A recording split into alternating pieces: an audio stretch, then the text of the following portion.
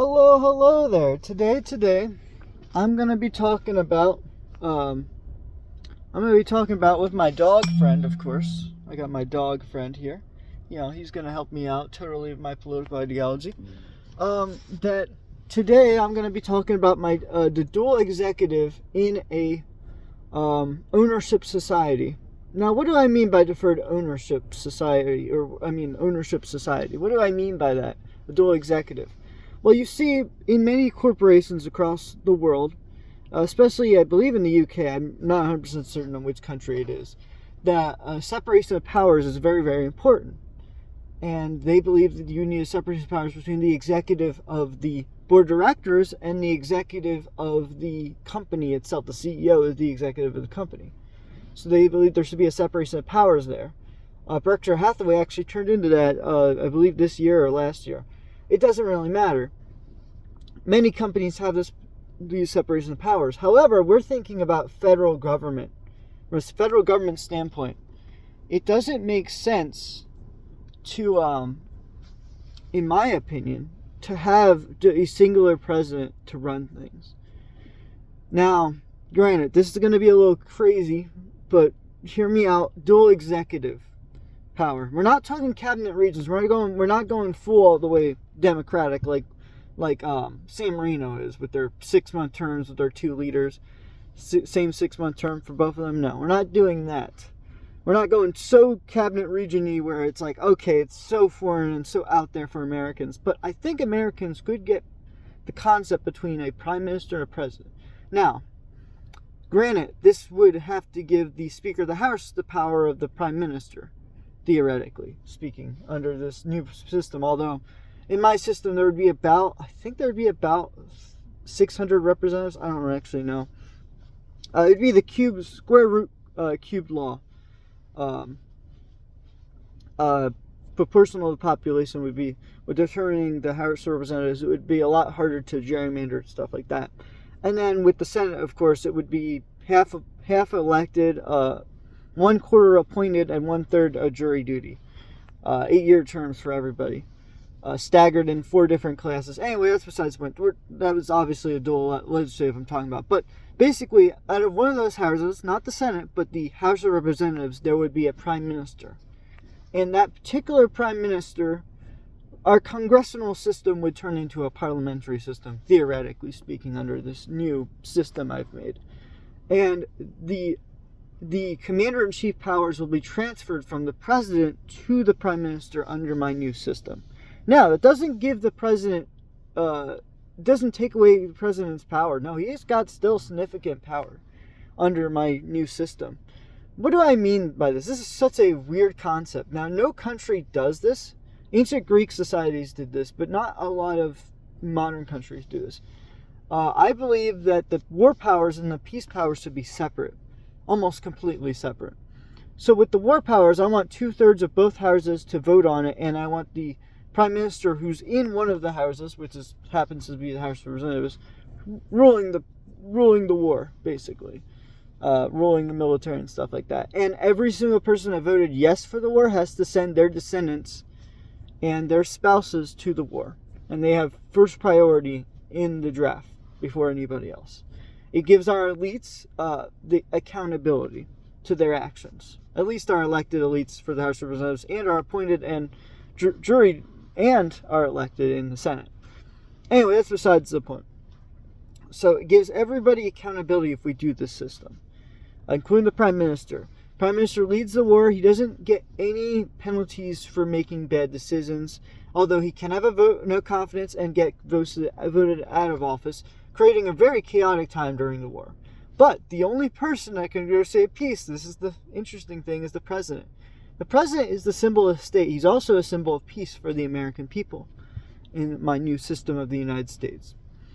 And so the president does not have war power. He's supposed to be a peaceful, loving guy, right? He's still elected by the what do you call it? The electoral college, or what the crap it is.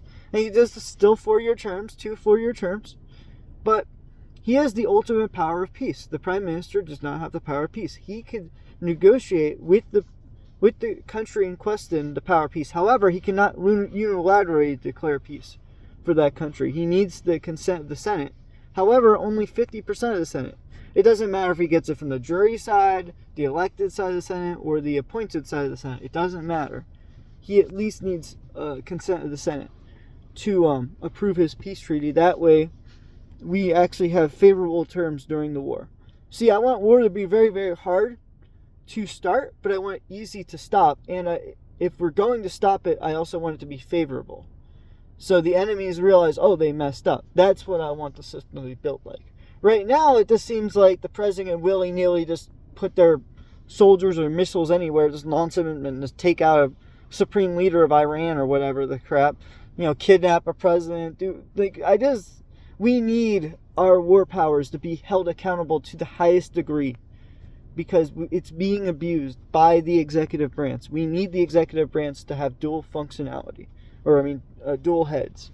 We need the prime minister to be the head of government. However, the head of state will still be the president. He will still represent all American people. Or supposedly, it's what the president's supposed to represent. He's the symbol of the whole country, technically. Highest ceremonial figure. Prime minister will still have most day-to-day stuff, but the president will have diplomatic and peaceful stuff. Whenever your passport is signed or whatever, it will be under the consent of the transitional or the ceremonial president. And so I do think we need this dual executive. We do need a dual executive here in the United States. We need the war powers to be completely almost contained in Congress except for the peace powers. That way they know, because they're going to laugh at us saying, your president can't do anything. And then they realize, I need the president to get out of this stupid war because we just got the whole might of the United States military. Again, 2/3. And all the representatives also are pledging their descendants' lives on the line. And if they don't have descendants, anybody that campaigned for them will also go to war. So it gives an adverse incentive, You got to take away your day job and you got to go to war. If you campaign for that politician and he doesn't have any family, you're next on the shopping block to go into the draft. So it's extreme accountability. That's the system I'm proposing as an American. Imagine during the Cold War, right? We didn't decide to invade Korea or Vietnam. Now, arguably, South Korea is thankful we did it, but let's just say we didn't do that crap. And we had these powers, these dual executive. The Soviets couldn't argue with us at that point. We're not trying to expand unless we got 2/3 of Congress, and then their descendants also wanted to expand. Because they always say, it's always the rich that drag the poor into war. Now, I would agree with the Soviets, actually, for the most part. I do think that sometimes it was necessary to prevent socialism from being as popular as it did, but I can understand why the Soviets felt that way. So, in a lot of ways, I do understand where the Soviets are coming from, because we are we do spread our influence a little too much, and they do think that capitalistic industry is what leads to expansion, but I don't think so. Not necessarily. I think it is because of our capitalistic intent that it's spreading, not the other way around. Not capitalism is perfected by a spread. It's the other way around. I think the Soviets have it backwards, but whatever. That's what a lot of communist people have written about for many, many years, or socialist communists, whatever you call them. Lenin, Marx, all of them talk about the expansion of the imperial core or whatever, and the industrial core, and how they need wars of attrition to spread to maintain their capital in the hierarchy, or whatever the crap they always say. So it's interesting, but think about it. If you had these rules in place where representatives would actually have to pledge their lives, or pledge their descendants' lives on the line first, in line for the draft, then you could actually say to the Soviets, here what we do, we give our elites accountability. What do you do as the Soviets? Because the Soviets, well, I guess Joseph Stalin let his son die in prison, so maybe it's not the best example, but some Soviet children, they lived in way better lifestyles than the peasant class, most of them. And so there was exemptions for some of the people. They inherited status that they weren't going to face the hardship, unlike in my system. Now, in my system, you just have to sign up for boot camp or whatnot. I don't think it would be so extreme where you have to go to the front lines. Unless it's really, really bad, then yeah, you will. But we have to get a total agreement, or most agreement, into the war. And then also, if the Prime Minister fails to do his job, and he decides that he's not going to pass a budget within a year or within 2 years or whatever, everybody in the House and the Senate will, if they can't agree on passing a budget, then everyone in those two houses will not have their money. It will be reduced to minimum wage for that time being, except for the jury people, because the jury people are randomly juried in. But the everybody else will pretty much have their pay cut if they cannot agree on a budget. Everybody will have minimum wage salaries. If they will get their pay cut completely until they pass the budget, then they get minimum wage. Except for jury, that's 25% jury in the Senate, which is about, I don't remember how many per state. It doesn't really matter. Yeah, whatever. But that's what I want here in the United States. It's a little strange of a system, yeah, but it actually would work. I genuinely think it could. It may not work, I don't know, but it's something to think about. A dual executive. I also plan, we obviously have a dual legislative branch here in the United States, or two branches in the legislative branch, or whatever. We obviously have that here, a congressional, whatever, a bicameral legislator or whatever, legislative branch. So obviously we have that, but I've also proposed something even more radical than a dual executive. And obviously I'm going to hint on it a little bit, but I've always said we need common law and we need civil law like we do in Louisiana. And I think it would be great to have it in a federal sense. And I think that there should be a panel of people, so the law is accountable, is interpreted accountable to not just one judge in a civil trial, but to a bunch of people. I mean by that is there should be a jury of peers with 3 judges. Let's say 6 people who are jury people and 3 people that are judges, and then we have a bunch of lawyers collecting evidence. Basically, the judges will be fact finders. They're not going to be handing down sentences. They're supposed to interpret what the code is. The code is more powerful than the judge's decision. The civil code is. In a civil law case. Obviously, criminal law, we will still use common law. I think common law is actually good for criminal cases because it gives a separation between jury and judge. However, in civil law cases, I think we need a civil law system. I think using common law in civil law cases makes absolutely no sense. We need a civil law code that's integrally linked with the jury and the judge, because what I'm seeing now is I'm seeing a lot of people will say this online, and I don't know how true this is, but this might be true. Some of these judges do seem very, very biased, and their biases are weighing heavily on their decisions. Heavily. And you're seeing unfavorable results like the men paying alimony, not seeing their kids, and also paying child support. No, I want this to be more favorable for society. I want it to be equitable for all genders. We have to enslave every gender equally in my society. Enslavement for the masses. That's what my party campaign is. So, because we need to enslave everyone, we have to enforce equality to the highest extreme, Equality of enslavement, obviously, right? So we need civil law system for civil law cases. It makes sense. Why would you have a radical judge determine your alimony, determine your child support, determine your need of care? Well, you need citizens that actually live outside the judicial system, that aren't just practicing law, to also interpret the code and interpret your situation and see what's fair. Have a body and have it be 2/3 vote wins or whatever. Don't have it be unanimous, because we still want I still want it to be like the Supreme Court, but obviously it'll go up to the highest civil court, Supreme Court. So we'll have a civil Supreme Court and a common law Supreme Court. I should just make a whole separate video on that concept.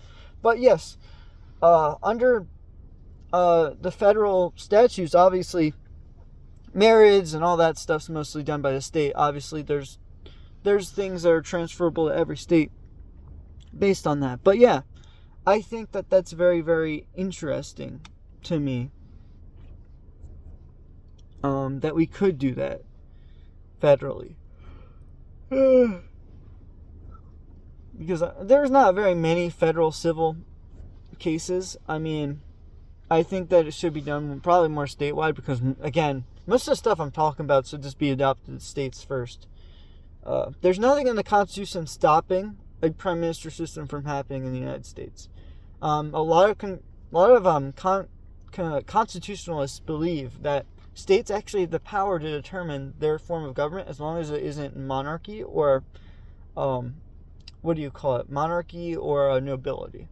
So as long as it doesn't have a lot of nobility or monarchy, it's actually considered perfectly constitutionally bound to be a Republican form of government. Because, again, the founders didn't really explain what a Republican form of government is. In fact, in Nebraska, they only have one chamber called the Senate in their whole state, in Nebraska. So if Nebraska can change their politics, and they also don't allow political parties in their chamber, if Nebraska can be a nonpartisan legislative branch and makes laws a little bit quicker, why can't we do it and make a parliamentary system here in, let's say, my state of Maryland? Or even in the state I used to live in, California.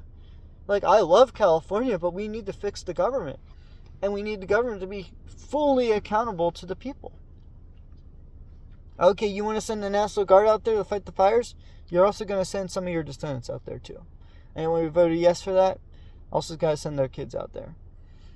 So yeah, it's just, that's what I feel. Obviously, this dual executive with extreme accountability is very, very interesting. And anybody who campaigned for you to get in office also has to go into the draft. You have to get away your CEO position because you used your CEO money or influence. Most managers are the ones that campaign. It's not investors that campaign most of the time. It's managers of companies that campaign. We take away their managerial position for those few years they're in service in the military, and they can come back to do it again and campaign again. But if they're going to campaign for war, or they're going to campaign for people that are going to vote yes for war, then they're going to have to fight in the war. That's just, it's extreme accountability. It's, do what I say, not what I do. No, if you say it, you want to do it then. Extreme accountability. I think the military should take all ages. I know this would radically change the culture of the military to all different backgrounds, but the military would also be held accountable. Would hold accountability to these people, and hopefully wouldn't be influenced too much by these people. Hopefully the military can keep their culture of semi-accountability. But sometimes, again, like with the whole sewage water treatment thing in freaking Lake Majun or whatever the freaking Camp Majun is in, I think one of the Carolinas. Absolutely terrible. Those people are getting sick of drinking water, and then the federal government's not held accountable because there's a diplomatic immunity clause in the Supreme Court. You can't sue the federal government that much. It's very, very hard to do that in the military, but we do need to maintain some hierarchy structure. We can criticize it, and we could obviously punish some of the people that were responsible for it. But yeah, it's really, really hard to dismantle a whole branch of the military, or, get rid of a lot of power of the military, or even their diplomatic ties, without a diplomatic immunity, without functionally destroying the hierarchical structure of the military. So yeah. Anyway, I hope this hopefully explains my idea on why we need a prime minister here in the United States, a dual executive. I absolutely think we need it. It's a must now. We need a wartime prime minister and a peaceful president. There's no joke, we need this.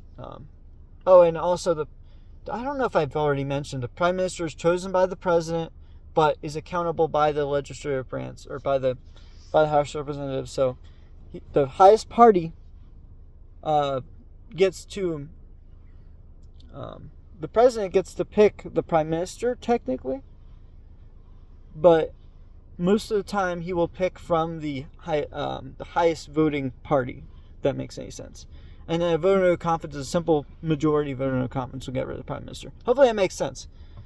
The prime minister, in order to get his job, the boss is the president, but the boss is ultimately to the prime minister is actually the parliament, Congress, or the House of Representatives in this case. Yeah, so anyway, I hope you've enjoyed my episode or whatever of this thing I'm talking about. Hopefully me and my puppy dog are going to enjoy walking around the campus. So me and my puppy dog, hopefully we've explained what a dual executive functions are in a new American Commonwealth, and hopefully you've enjoyed.